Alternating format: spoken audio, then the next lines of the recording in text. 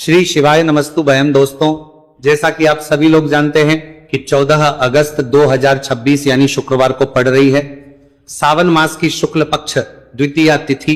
और दोस्तों, यह वह तिथि है जो सावन मास में पड़ने वाली सबसे बड़ी तिथि है, क्योंकि यह शुक्रवार के दिन पड़ रही है और इसका बहुत ही बड़ा और विशेष महत्व होता है।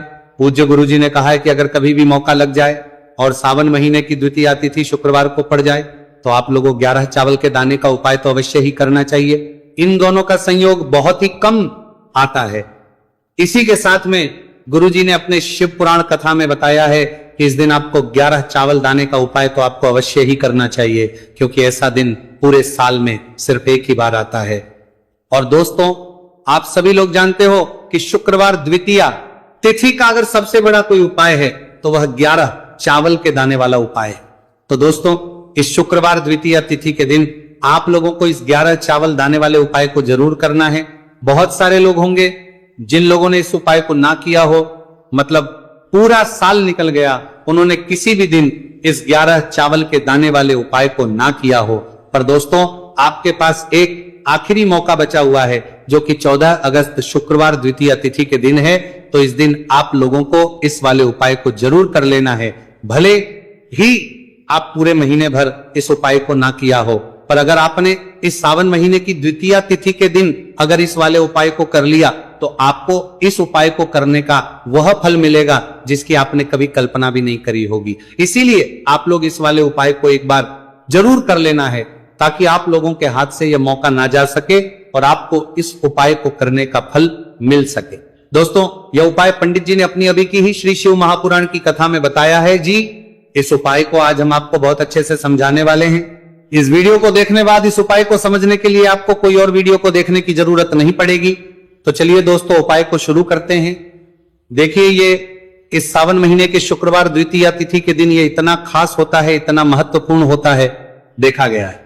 कभी कभी बड़े बड़े पूजा पाठ अनुष्ठान से जो मनोकामना पूर्ण नहीं होते, वह सावन महीने के शुक्रवार द्वितीया तिथि के दिन एक छोटे से उपाय करने से ही आपकी मनोकामना पूर्ण हो जाती है। और बहुत सारे लोग इस उपाय को किया भी है और उनको इस उपाय को करने का फल भी जरूर मिला है।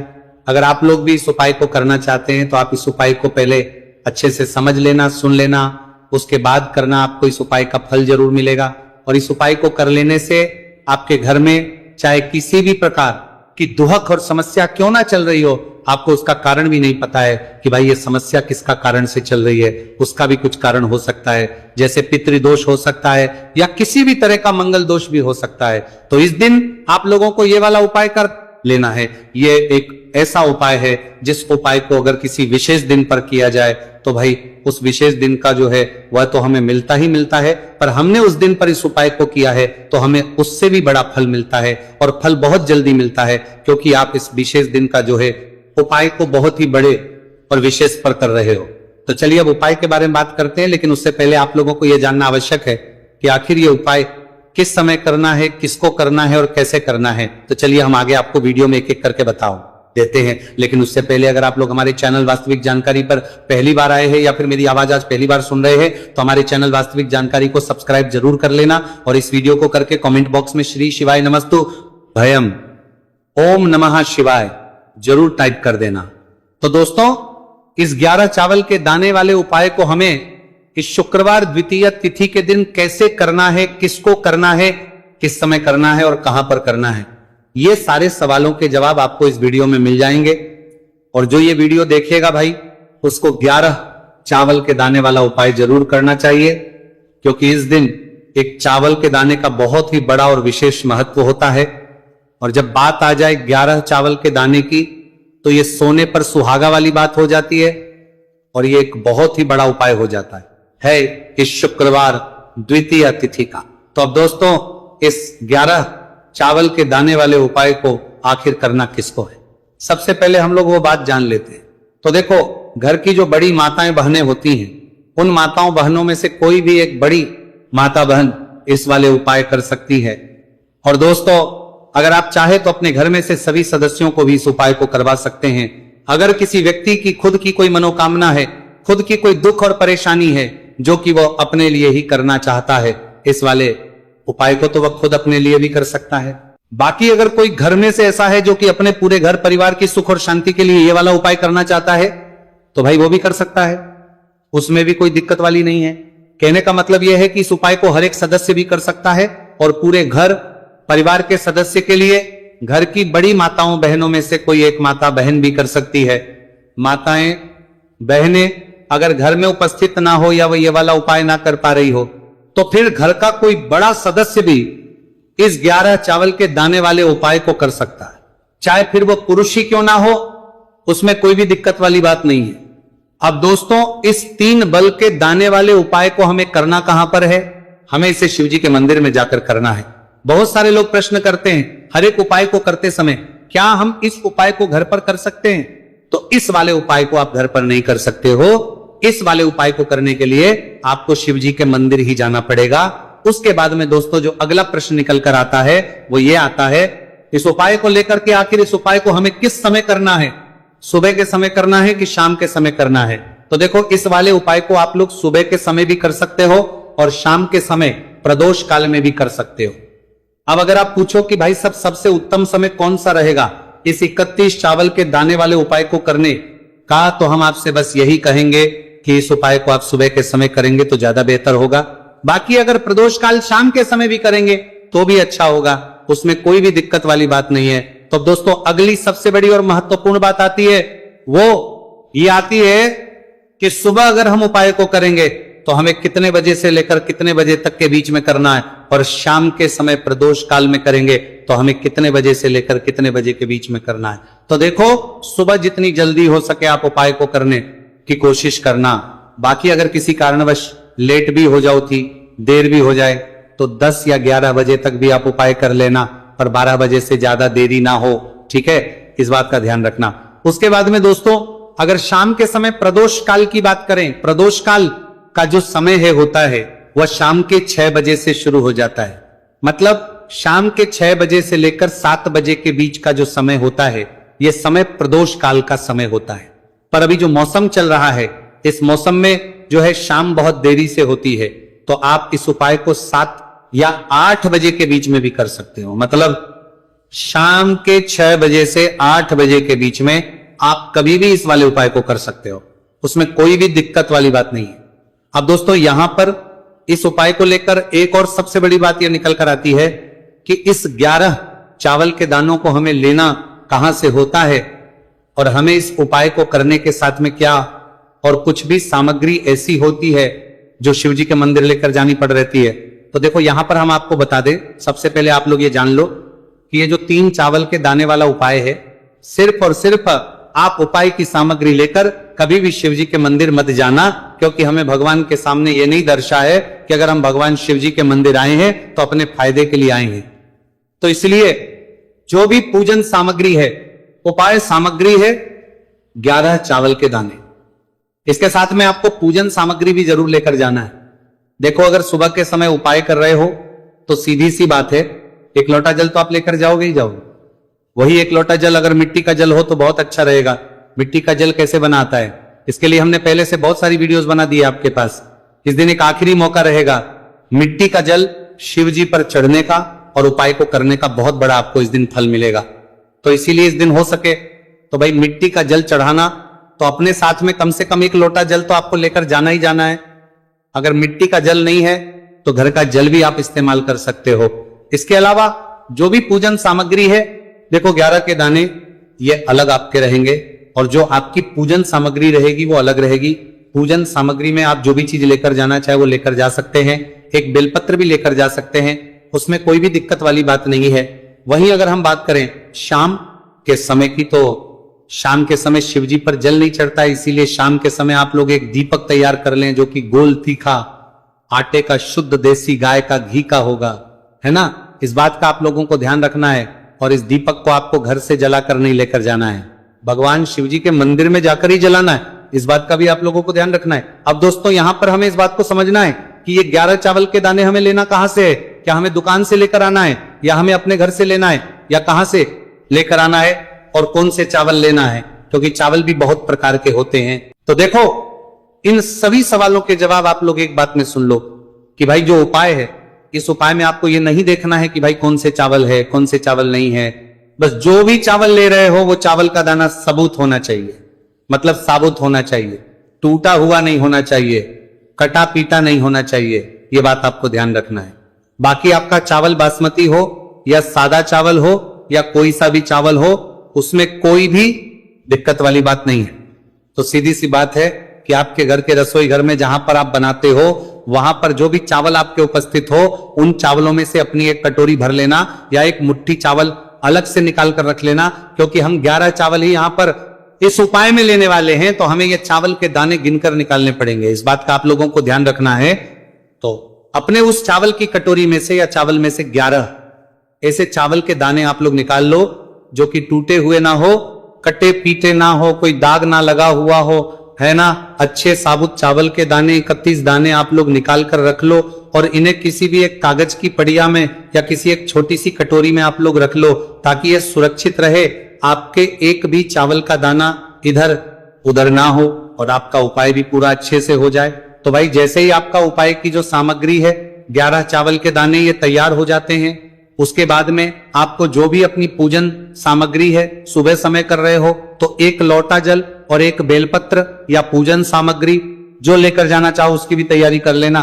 और शाम के समय जा रहे हो तो भाई अपना जो दीपक है उसे तैयार कर लेना, ठीक है। और उपाय को करते समय शुद्धता का विशेष रूप से ध्यान रखना, ठीक है। सुबह सुबह स्नान करने के बाद ही उपाय को करने की आप लोग तैयारी करना। उसके बाद अगर शाम के समय की बात करें तो शाम के समय आपको स्नान करने की जरूरत नहीं है, पर शुद्धता ध्यान रखना है। आपको स्नान तो नहीं करेंगे, आप हाथ मुंह धोकर भी इस वाले उपाय को शाम के समय प्रदोष काल में कर सकते हैं, इसमें कोई दिक्कत वाली बात नहीं है।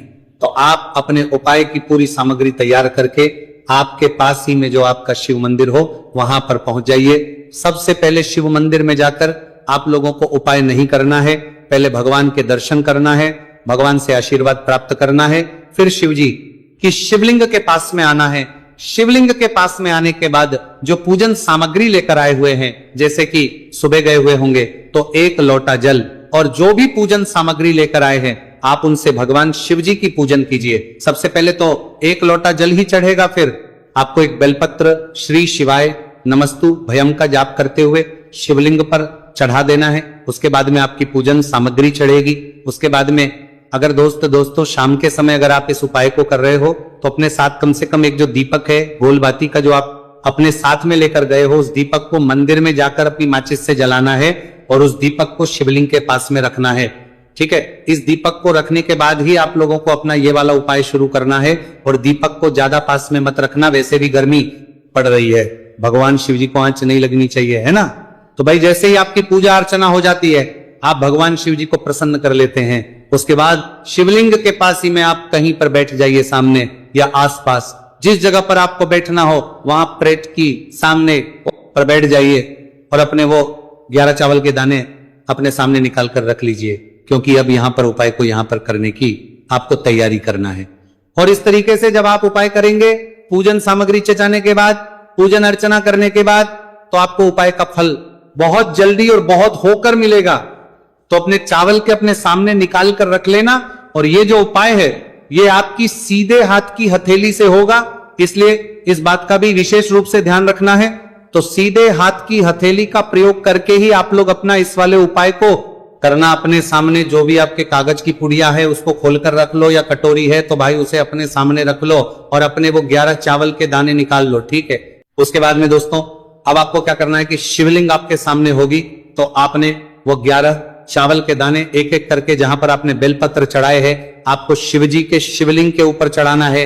कहां पर चढ़ाना है? शिवलिंग के ऊपर चढ़ाना है। और कहीं पर भी नहीं चढ़ाना है आपको अपने हथेली से, तो शिवलिंग के ऊपर चढ़ाना है, भले ही फिर वो अपने आप जलाधारी पर गिर जाए। ये मतलब वहीं पर गिर जाए, उसमें कोई दिक्कत वाली बात नहीं है, पर आप चढ़ाओ शिवलिंग के ऊपर। तो आपको क्या करना है? अपना पहला चावल का दाना उठाना है, श्री शिवाय नमस्तु भयम बोलना है और शिवलिंग पर चढ़ देना है। इसी तरीके दूसरा चावल का दाना उठा है, शिवलिंग पर चढ़ना है और मंत्र बोल देना है। और फिर तीसरा चावल का दाना उठाना है, श्री शिवाय नमस्तु भयम बोलना है और चढ़ देना है। इसी प्रकार से आपको पूरे 11 चावल के दाने एक एक करके शिव जी के शिवलिंग के ऊपर चढ़ाना है और भगवान से प्रार्थना करते जाना है। मतलब प्रार्थना तो आपको आखिरी में करना है, पर हर एक चावल के दाने को चढ़ाते समय श्री शिवाय नमस्तुभयम जरूर बोलना है। उसके ही में यह चावल का दाना शिवलिंग के ऊपर आपको चढ़ाना है। जैसे ही आपके 11 चावल के दाने शिवलिंग के ऊपर चढ़ते हैं तो भाई उसके बाद में आपको क्या करना है, भगवान से अपनी मनोकामना बोलना है। मनोकामना भी कब बोलना है, जब आपका 11 चावल का दाना आपके सीधे हाथ की हथेली में हो और आप उसे चढ़ाने के लिए जा रहे हो। श्री शिवाय नमस्तुभयम बोलकर उस आखिरी चावल के दाने को शिवलिंग के ऊपर चढ़ा देना। भगवान से फिर अपनी वो मनोकामना बोल देना, जिस मनोकामना के लिए आप लोग अपना ये वाला उपाय कर रहे हो, जिस भी दुहक और परेशानी के लिए आप लोग अपना ये वाला उपाय कर रहे हो, उसके बाद में जैसे ही आप अपनी मनोकामना बोल देते हो, आपका ये वाला उपाय पूरा हो जाता है। पर दोस्तों, उपाय को करने के बाद आप लोगों को 2 मिनट भगवान, जैसे कि सुबह गए हुए होंगे तो 1 लोटा जल और जो भी पूजन सामग्री लेकर आए हैं आप उनसे भगवान शिव जी की पूजन कीजिए। सबसे पहले तो 1 लोटा जल ही चढ़ेगा, फिर आपको एक बेलपत्र श्री शिवाय नमस्तु भयम का जाप करते हुए शिवलिंग पर चढ़ा देना है। उसके बाद में आपकी पूजन सामग्री चढ़ेगी। उसके बाद में अगर दोस्तों शाम के समय अगर आप इस उपाय को कर रहे हो तो अपने साथ कम से कम एक जो दीपक है गोल बाती का, जो आप अपने साथ में लेकर गए हो, उस दीपक को मंदिर में जाकर अपनी माचिस से जलाना है और उस दीपक को शिवलिंग के पास में रखना है। ठीक है, इस दीपक को रखने के बाद ही आप लोगों को अपना ये वाला उपाय शुरू करना है। और दीपक को ज्यादा पास में मत रखना, वैसे भी गर्मी पड़ रही है, भगवान शिव जी को आंच नहीं लगनी चाहिए, है ना। तो भाई जैसे ही आपकी पूजा अर्चना हो जाती है, आप भगवान शिव जी को प्रसन्न कर लेते हैं। उसके बाद शिवलिंग के पास ही में आप कहीं पर बैठ जाइए, सामने या आसपास, जिस जगह पर आपको बैठना हो वहां प्लेट की सामने पर बैठ जाइए और अपने वो 11 चावल के दाने अपने सामने निकाल कर रख लीजिए, क्योंकि अब यहां पर उपाय को यहां पर करने की आपको तैयारी करना है। और इस तरीके से जब आप उपाय करेंगे, पूजन सामग्री चचाने के बाद, पूजन अर्चना करने के बाद, तो आपको उपाय का फल बहुत जल्दी और बहुत होकर मिलेगा। तो अपने चावल के अपने सामने निकाल कर रख लेना। और ये जो उपाय है ये आपकी सीधे हाथ की हथेली से होगा, इसलिए इस बात का भी विशेष रूप से ध्यान रखना है। तो सीधे हाथ की हथेली का प्रयोग करके ही आप लोग अपना इस वाले उपाय को करना। अपने सामने जो भी आपके कागज की पुड़िया है उसको खोलकर रख लो, या कटोरी है तो भाई उसे अपने सामने रख लो और अपने वो 11 चावल के दाने निकाल लो। ठीक है, उसके बाद में दोस्तों अब आपको क्या करना है कि शिवलिंग आपके सामने होगी, तो आपने वो 11 चावल के दाने एक एक करके जहां पर आपने बेलपत्र चढ़ाए हैं, आपको शिव जी के शिवलिंग के ऊपर चढ़ाना है। कहां पर चढ़ाना है? शिवलिंग के ऊपर चढ़ाना है। और कहीं पर भी नहीं चढ़ाना है आपको अपने हथेली से, तो शिवलिंग के ऊपर चढ़ाना है, भले ही फिर वो अपने आप जलाधारी पर गिर जाए। ये मतलब वहीं पर गिर जाए, उसमें कोई दिक्कत वाली बात नहीं है, पर आप चढ़ाओ शिवलिंग के ऊपर। तो आपको क्या करना है, अपना पहला चावल का दाना उठाना है, श्री शिवाय नमस्तु भयम बोलना है और शिवलिंग पर चढ़ देना है। इसी तरीके दूसरा चावल का दाना उठा है, शिवलिंग पर चढ़ना है और मंत्र बोल देना है। और फिर तीसरा चावल का दाना उठाना है, श्री शिवाय नमस्तु भयम बोलना है और चढ़ देना है। इसी प्रकार से आपको पूरे 11 चावल के दाने एक एक करके शिव जी के शिवलिंग के ऊपर चढ़ाना है और भगवान से प्रार्थना करते जाना है। मतलब प्रार्थना तो आपको आखिरी में करना है, पर हर एक चावल के दाने को चढ़ाते समय श्री शिवाय नमस्तु भयम जरूर बोलना है। उसके ही में यह चावल का दाना शिवलिंग के ऊपर आपको चढ़ाना है। जैसे ही आपके 11 चावल के दाने शिवलिंग के ऊपर चढ़ते हैं तो भाई उसके बाद में आपको क्या करना है, भगवान से अपनी मनोकामना बोलना है। मनोकामना भी कब बोलना है, जब आपका 11 चावल का दाना आपके सीधे हाथ की हथेली में हो और आप उसे चढ़ाने के लिए जा रहे हो। श्री शिवाय नमस्तु भयम बोलकर उस आखिरी चावल के दाने को शिवलिंग के ऊपर चढ़ा देना। भगवान से फिर अपनी वो मनोकामना बोल देना, जिस मनोकामना के लिए आप लोग अपना ये वाला उपाय कर रहे हो, जिस भी दुहक और परेशानी के लिए आप लोग अपना ये वाला उपाय कर रहे हो, उसके बाद में जैसे ही आप अपनी मनोकामना बोल देते हो, आपका ये वाला उपाय पूरा हो जाता है। पर दोस्तों, उपाय को करने के बाद आप लोगों को 2 मिनट भगवान शिव जी के मंत्र का जाप जरूर करना है। और मंत्र का जाप करने के बाद भगवान से एक और बार करना है अपनी मनोकामना के लिए या अपनी जो भी दुख और परेशानी है उसके लिए। इसके बाद में आप लोग भगवान को देखकर, भगवान से प्रार्थना करके, उनसे आशीर्वाद लेकर वहां से उठ सकते हैं और अपने घर पर जा सकते हैं। बस दोस्तों, यहां पर ये वाला उपाय पूरा हो जाता है। इस तरीके से जो भी व्यक्ति छोटी छोटी छींक का ध्यान रखते हुए इस 11 चावल के दाने वाले उपाय को करेगा, निश्चित सी बात है उसे उसकी मनोकामना पूरी होगी और जो भी दुख और परेशानी है वह भी बहुत ही जल्दी दूर होंगे। तो दोस्तों, यह थे पूज्य गुरुजी द्वारा बताए गए कुछ बहुत ही खास उपाय। अगर आपको जानकारी अच्छी लगी हो तो वीडियो लाइक करिएगा। मिलते हैं फिर एक नए वीडियो के साथ। श्री शिवाय, नमस्तुभयम।